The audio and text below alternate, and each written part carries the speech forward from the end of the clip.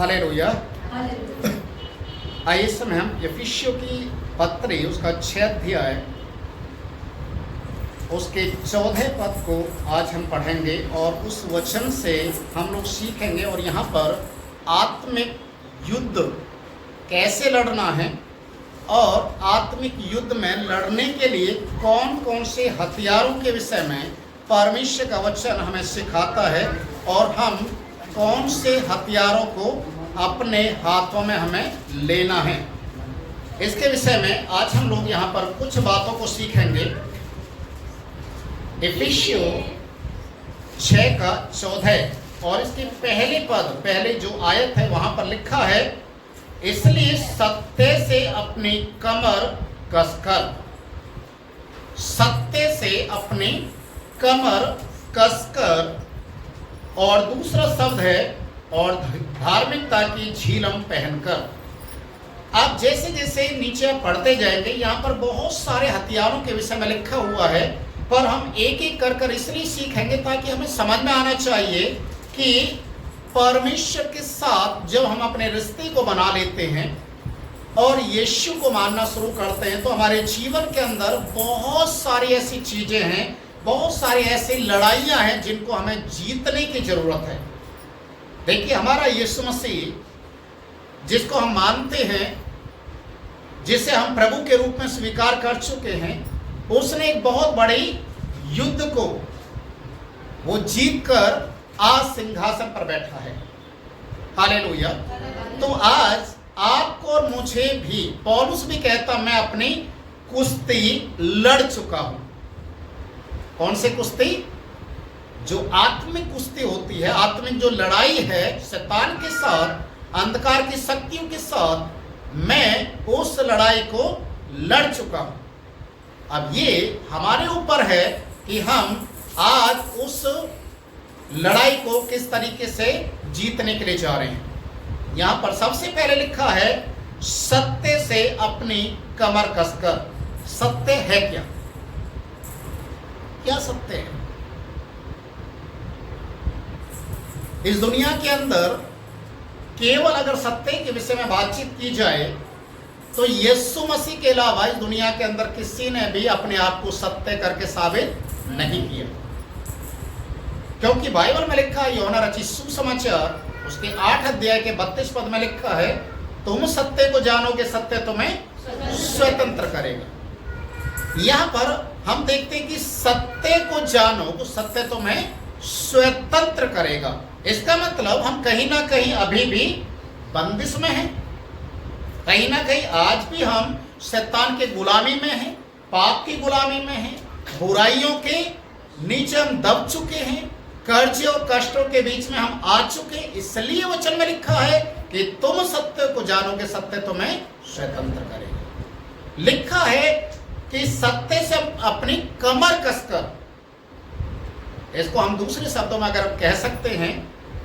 आप जब कपड़े पहनते हैं तो आप बेल्ट क्यों लगाते हैं?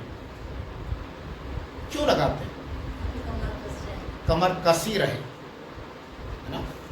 कोई भी भारी से भारी काम अगर आप करते हैं और आपकी कमर में पटुका बंधा हुआ है या बेल्ट लगी हुई है तो आप भारी काम भी कर सकते हैं, क्योंकि आपकी जो रीढ़ की हड्डी है, आपका नीचे का पार्ट और ऊपर के पार्ट्स को दोनों को जोड़ने के लिए, मजबूत करने के लिए, जैसे पैंट और शर्ट को आपस में मिलाने के लिए बेल्ट इस्तेमाल की जाती है, वैसा ही है कि आप अपनी कमर को कस लें सत्य के साथ। हालेलुया।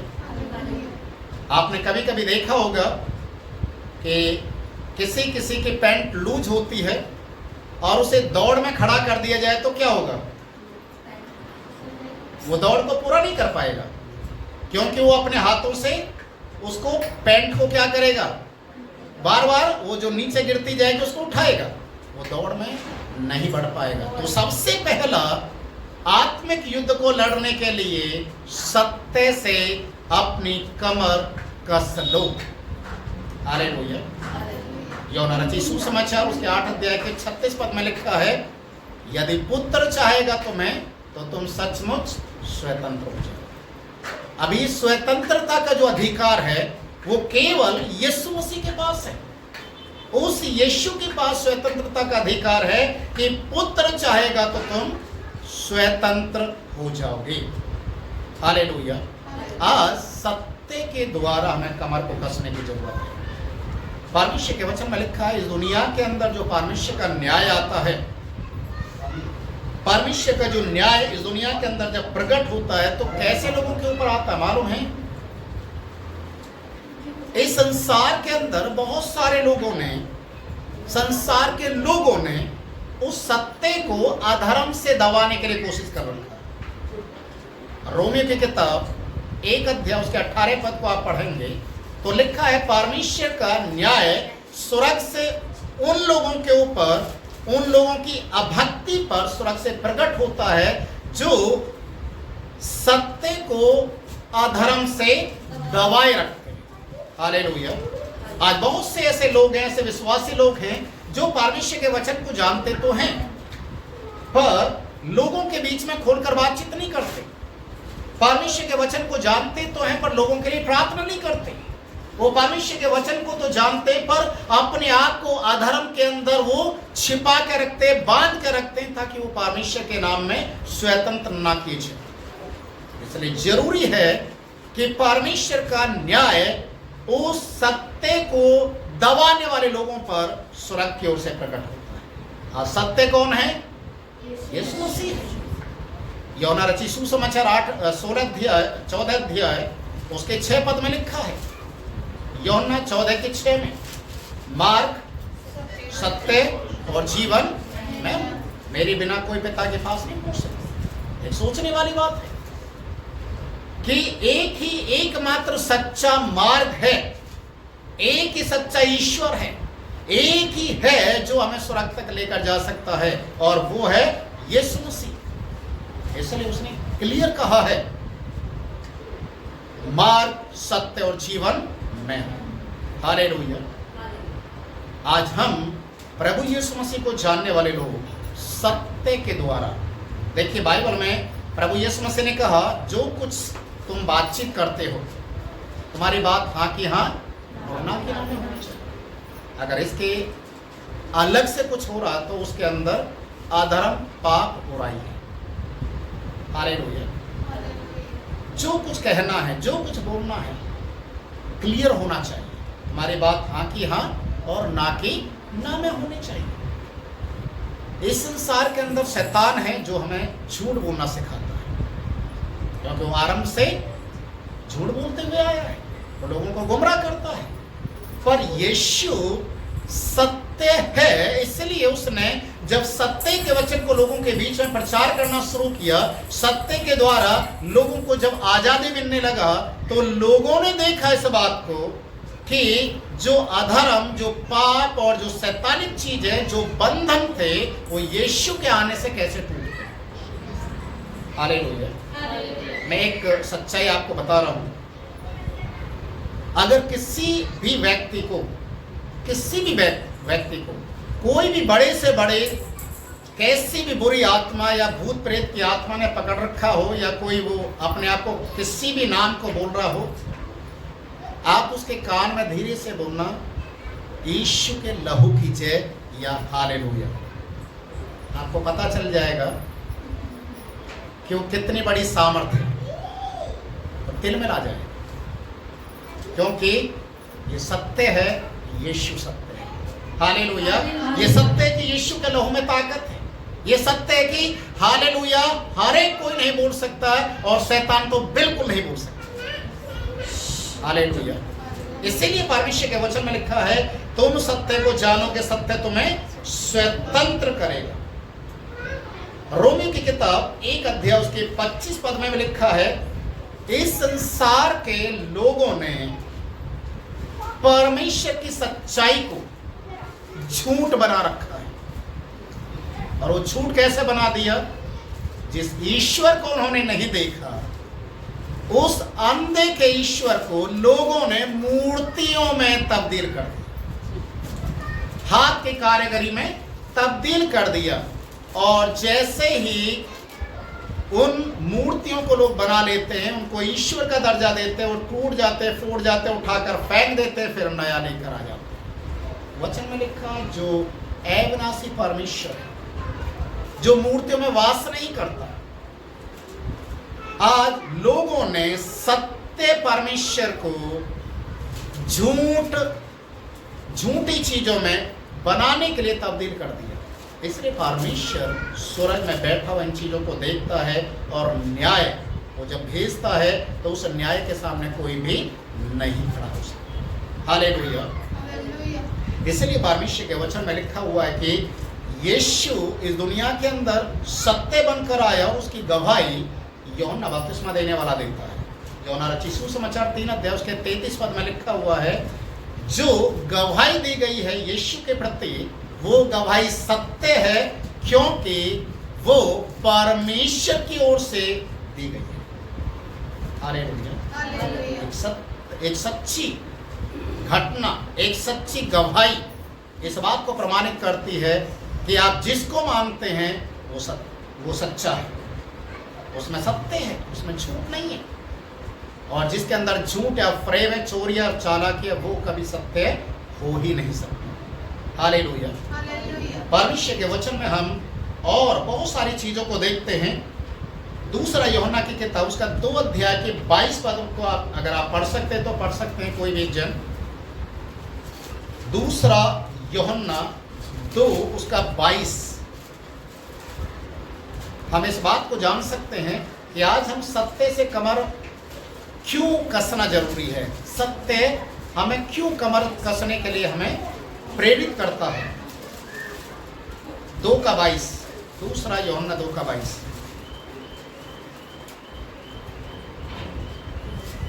क्या लिखा है यहां पर?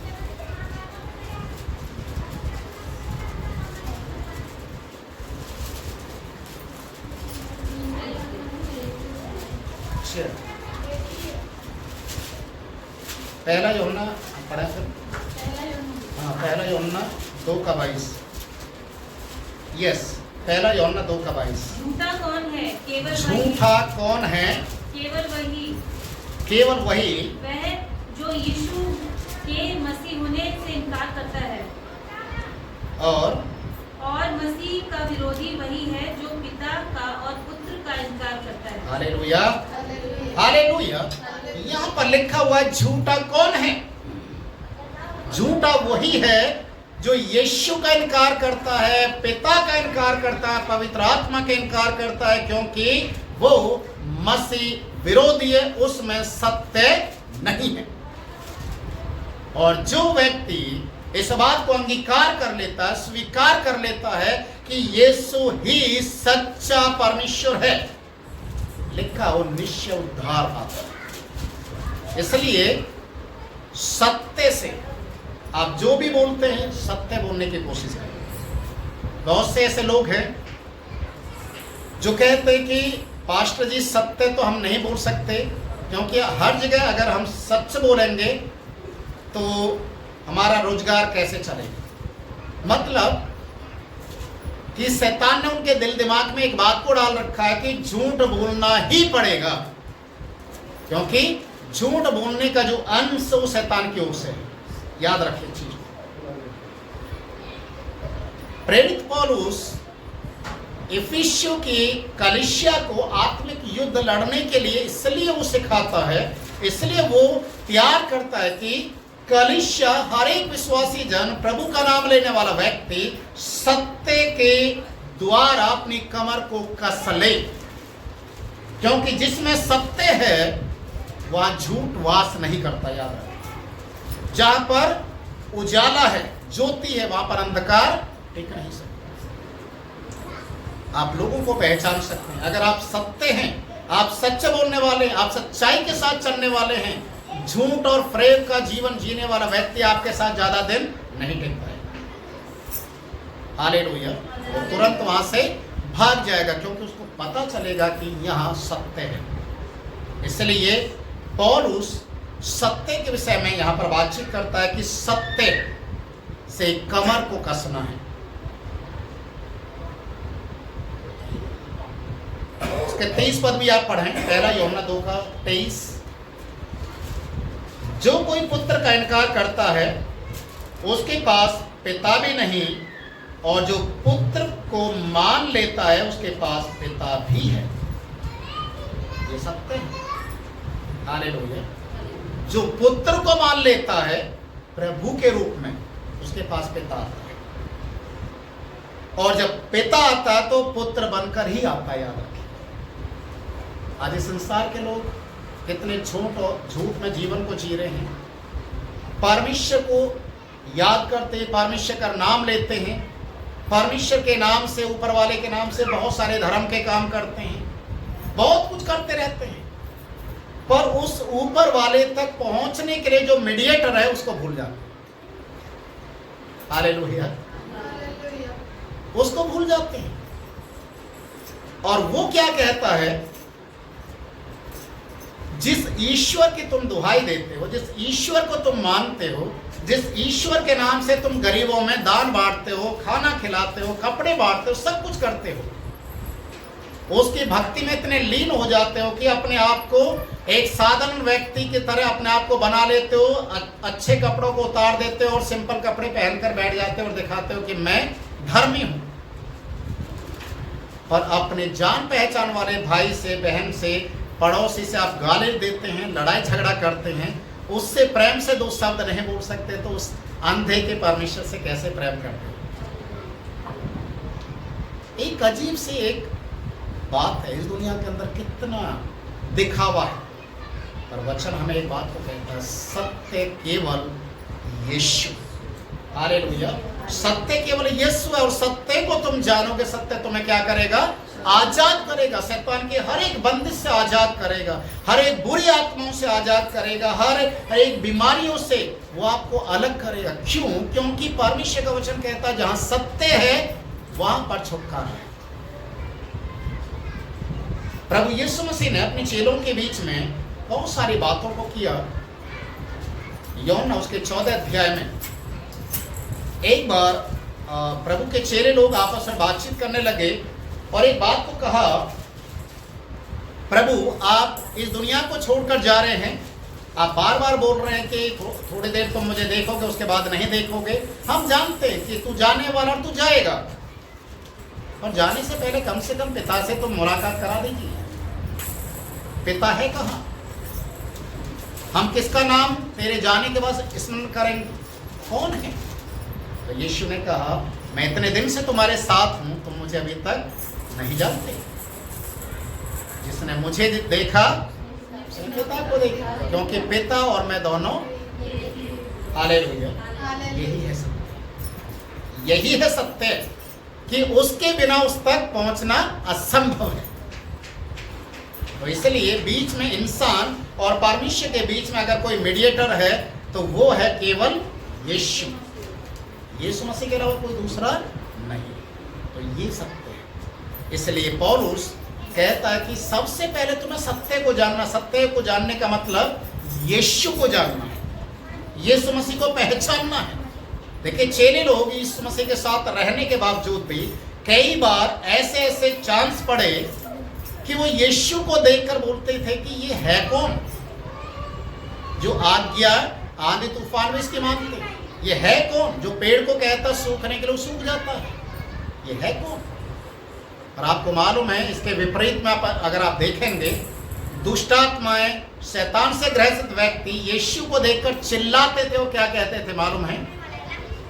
हे परमेश्वर के पुत्र, हमें दुख देने के लिए तू क्यों आया? हालेलुया। तो सोचने वाली बात है, दुष्ट शैतान यीशु को जान जाता है, पहचान भी लेता है, पर चेले लोग कई बार शंका में चले जाते हैं, अविश्वास में चले जाते हैं, और इसलिए यीशु मसीह उनके अविश्वास पर उन्हें उल्हाना देता है, उन्हें डांटता है, तुम्हारा विश्वास कहाँ? हालेलुया।